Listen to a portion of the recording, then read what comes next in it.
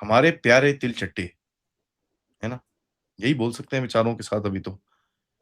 एक तो वो चलिए जो कुटाई-ठुकाई और वो सब चल रही है वो तो छोड़ दीजिए। अब वो फँस रहे हैं ये लीगल केसेज़ के अंदर। इनके ऊपर अपने आप भी केसेज़ होने शुरू हो गए हैं। बट जो सुप्रीम कोर्ट के अंदर दिल्ली पुलिस ने बोला, उसके बाद इन्होंने लीगल कॉकरोचेस करके एक प्रोटेस्ट करने की कोशिश करी बार काउंसिल के साथ।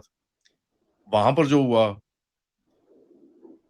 देखिए कहीं न कहीं ये अपना एक एक एक एक जगह तो बनाने की कोशिश कर रहे हैं। बार काउंसिल के अंदर भी 10-15 कॉकरोच खड़े हो गए टाइप्स जो बोलते हैं वो legal cockroaches. But the reality is somewhere different क्योंकि इनके ऊपर अभी ये आके अभी फँसने शुरू हो रहे हैं। They are starting to get the now feeling कि भाई जो इतना हमारे पास सिम्पैथी थी, ये थी, वो थी, अब वो क्या होता है ना आप एक सर्कल में फँसते हो। सर्कल में क्या फँसते हो जाके आप कि आपका अभी डेट 3 हफ्ते के बाद आएगा। अब वो 3 हफ्ते में आपकी पूरी जो पॉलिटिकल इक्वेशन है वो ही चेंज हो गई है। जितनी आवाज़ थी वो चेंज हो गई है। The game is slowly turning up heat on these people और ये किस तरह आगे चलेगा बिकॉज़ देखिए सिस्टम के पास बड़े तरीके होते हैं। बात करते हैं पथिकृत भाई से। नमस्कार, जय हिंद, जय Bharat and welcome to def talks. नमस्कार आदि भाई। पहली चीज तो ये है कि ये तिलचट्टे जो कर रहा है वो अलग कुछ नहीं कर रहा है। अगर वो 198 methods of non violent action जो जीन शार्प का किताब है, जहां से एल्बर्ट आइंस्टाइन इंस्टीट्यूट बोस्टन से में बनाया गया, जिस बोस्टन से ये क्लेम करता है कि वो जाके पढ़ाई किया था, बोस्टन से, एल्बर्ट आइंस्टाइन इंस्टीट्यूट इंस्टीट्यूट से नहीं, लेकिन वो बोस्टन में यूनिवर्सिटी में कहीं पे वो क्लेम करता है। तो अगर आप उसको देखें ना कि एल्बर्ट आइंस्टाइन इंस्टीट्यूट या जीन शार्प की जो नॉन वायलेंट मेथड्स की जो बातें हुई है, उसमें द कोर जो सारांश होता है वो ये है कि जो सरकार की जो इंस्टीट्यूशंस है उसको टारगेट करो। चाहे वो आपके कोर्ट्स हो, चाहे वो आपके पुलिस हो, ब्यूरोक्रेसी हो, मीडिया हो, इलेक्शन प्रोसेस हो, सबको टारगेट करो। और वो लोग यही कर रहा था। इनिशियली इनको लगा कि बहुत सपोर्ट मिलेगा, लेकिन बेसिकली क्या होता है ना, इंडिया में थोड़ा बहुत नाराजगी इधर उधर प्रोटेस्ट चलता है, लेकिन वो अगर आप एक बहुत बड़े लेवल पे ले जाने की कोशिश करोगे, generally people are against that. और उसका सबसे क्लासिक एग्जाम्पल मैं हमेशा बोलता हूँ इस वेस्ट बंगाल इलेक्शन। बहुत नाराजगी थी against the government for lot of reasons. उन्होंने लोगों ने बाहर आके ज्यादा कुछ किया नहीं, इलेक्शन में जो करना था किया। तो ये लोगों ने जो कोशिश किया 20 जुलाई, इनको लगा कि मेरे को और ट्रैक्शन मिलेगा और हम इसको आगे लेके जाएंगे। अब सरकार ने इसमें जो रिजिग्नेशन करवा के जो बंद करवा दिया, that came as a shocker for them.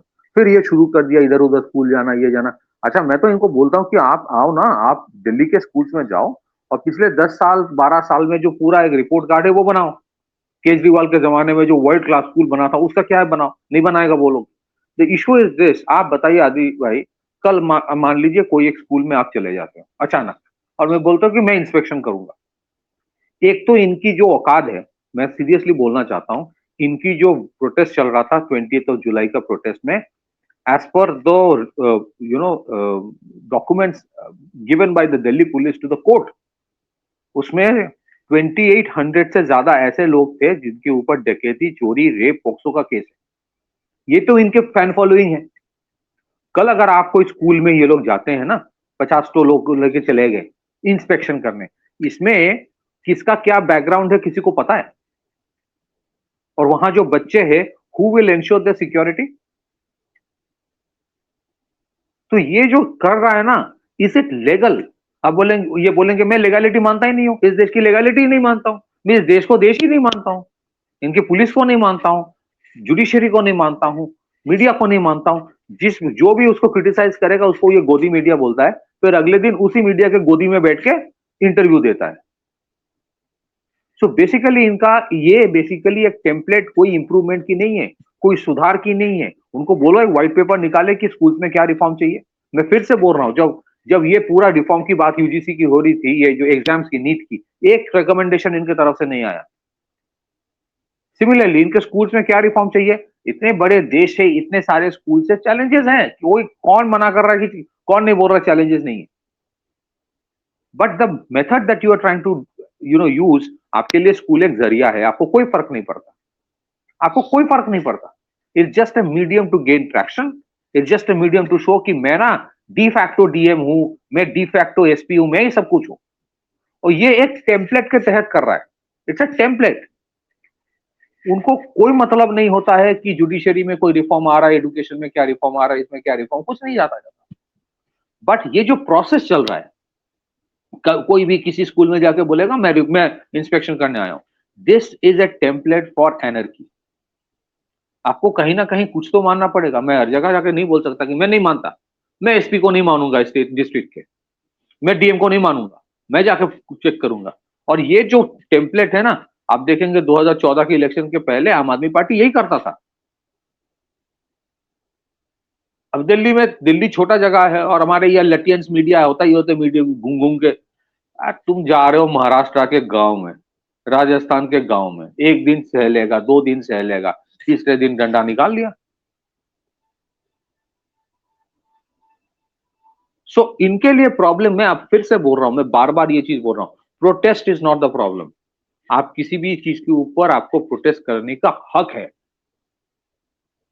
लेकिन the moment you start destroying institutions, आप बोल रहे हो कि मुझे ये सिस्टम ही पसंद नहीं है, क्योंकि आप इलेक्शन लड़के जीत नहीं सकते हो, क्योंकि आपको लोग भरोसा नहीं करेगा, तो फिर आप क्या करते हो? फिर योगेंद्र यादव ने क्या बोला, संसद से नहीं चलेगा, सड़क से चलेगा। फिर अगर किसी को अगर कोई क्रिटिसाइज करे तो जेनजी आके बोलता है, अरे मतलब जेनजी मतलब इनके लोग आके रिप्रेजेंट करता है जेनजी को, मुझे नहीं लगता ये रिप्रेजेंट कर रहा है जेन्युइनली जेनजी को, वो बोलता है कि जेनजी को क्रिटिसाइज इंसल्ट किया जा रहा है। अरे भाई तुम क्या बोल रहे हो? Look at what India was 20 years back and what it is 20 years now later. और आज अगर ये परसेप्शन तैयार करने की कोशिश कर रहा है कि यंग जनरेशन को सरकार इंसल्ट कर रहा है। आज मोदी जी अगर विकसित भारत की बात करता है ना, तो by 2047 most of us will be very old. आज जो लोग 75 साल के प्राइम मिनिस्टर जो मेहनत कर रहे हैं, वो खुद बोल रहे हैं कि बाय द टाइम 2047 हम लोग नहीं रहेंगे। किसके लिए छोड़ के जा रहे हैं? फॉर द नेक्स्ट जनरेशन, ताकि द स्ट्रगल्स वी फेस उनको ना फेस करने पड़े। इनको लगता है कि हर चीज में इंसल्ट इंसल्ट इंसल्ट।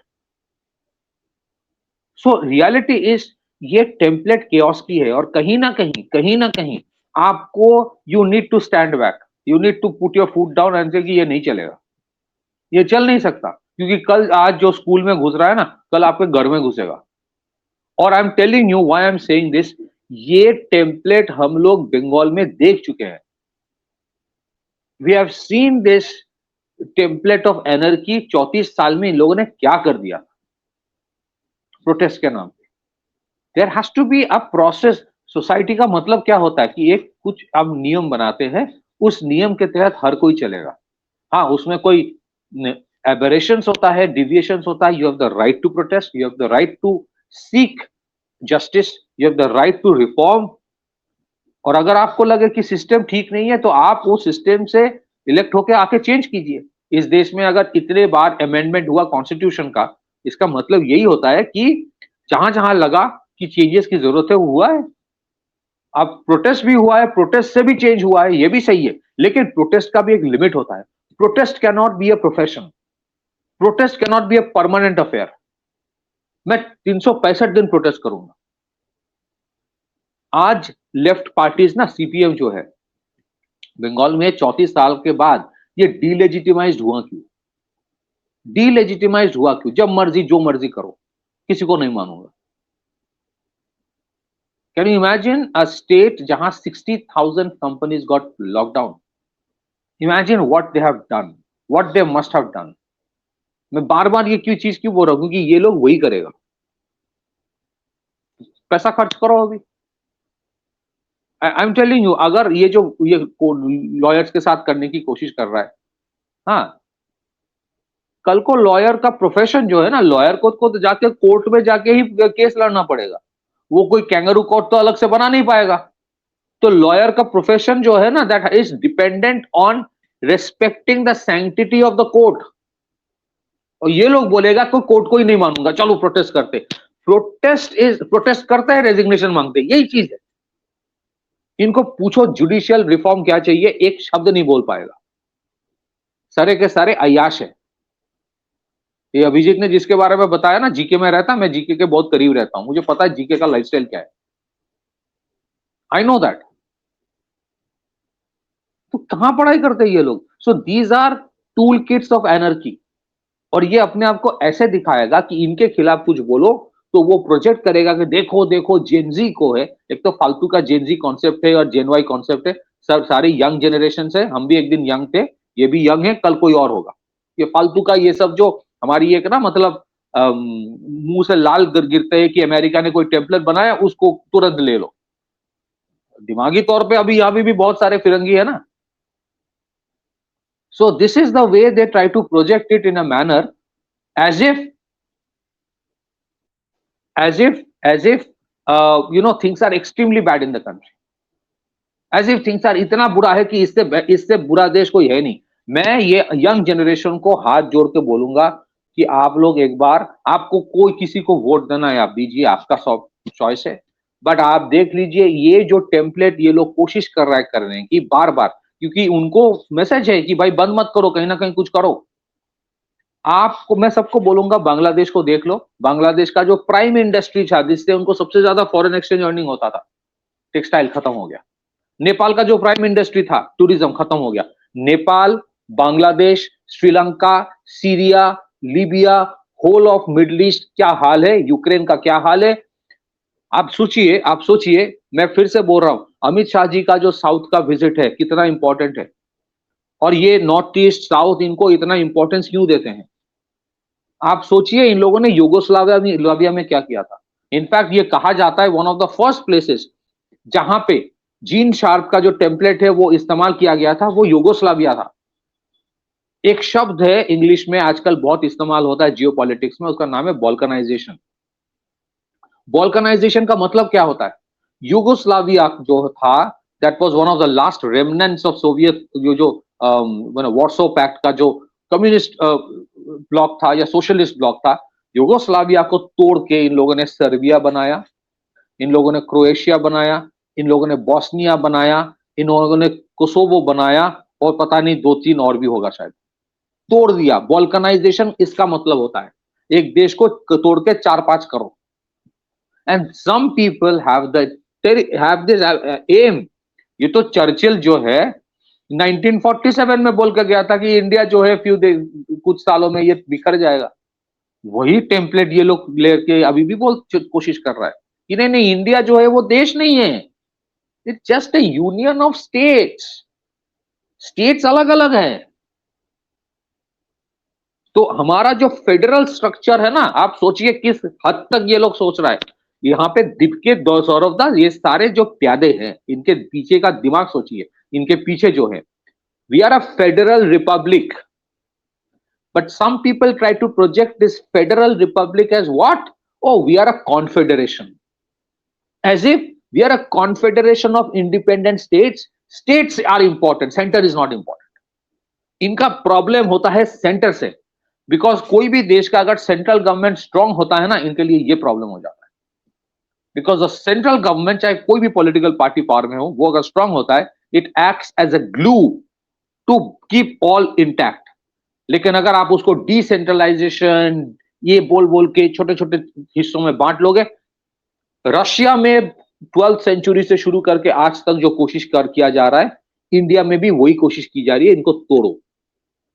रशिया का भी ये लोग तोड़ने का कोशिश बहुत साल से कर रहा है, नहीं कर पाया, लेकिन वो टेम्पलेट कहीं और रशिया के जो एलाइज है उसके ऊपर ये it became successful. Czechoslovakia became चेक रिपब्लिक, स्लोवाक रिपब्लिक। यूगोस्लाविया तोड़ के, जैसे मैंने कहा, इतने सारे देश हो गए। इंडोनेशिया को तोड़ के ईस्ट तिमोर बना लिया।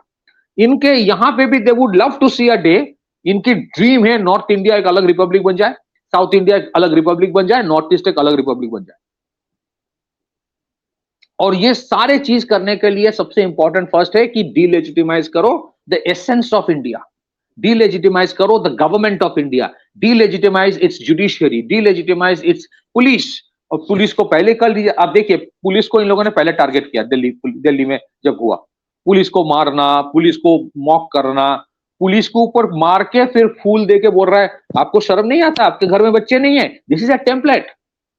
Now they are targeting the judiciary, they already target the media. Election जीत नहीं पाता तो इलेक्शन प्रोसेस को टारगेट कर रहा है, बार बार कोर्ट में जा रहा है, हार रहा है, फिर भी बोलता रहता है। बट आई स्टिल से आदि भाई, the core problem is not CJP. The core problem are the minds behind the CJP. कल ये सीजेपी है, परसों कुछ और होगा। मैं कुछ देख रहा हूं, I have been travelling for some days, some of the states में मैं वही हाल देख रहा हूं what is there happening in Delhi.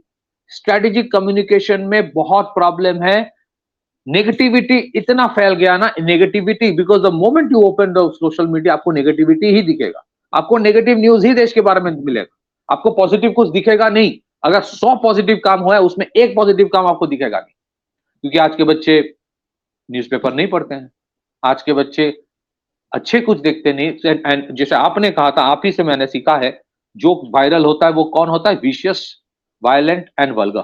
तो आज अगर आप देख रहे हो कि some lawyers have taken a stand, क्योंकि उनको समझ आ रहा है कि क्या हो रहा है, ये सबका प्रोफेशन खा देगा। ये बोलेगा, कल बोलेगा मैं चार्टर्ड अकाउंटेंट को नहीं मानता, मैं अगर उसके कोई बोलोगे ना फ्रॉड हुआ है, बोलेगा सीए ने बोला ना ऑडिट करके कि फ्रॉड हुआ है, मैं मानता ही नहीं उसको, मैं नहीं मानता। पुलिस को इतना गाली देने के बाद 2 थप्पड़ पड़ा, पुलिस के पास गया कि मुझे प्रोटेक्शन दो।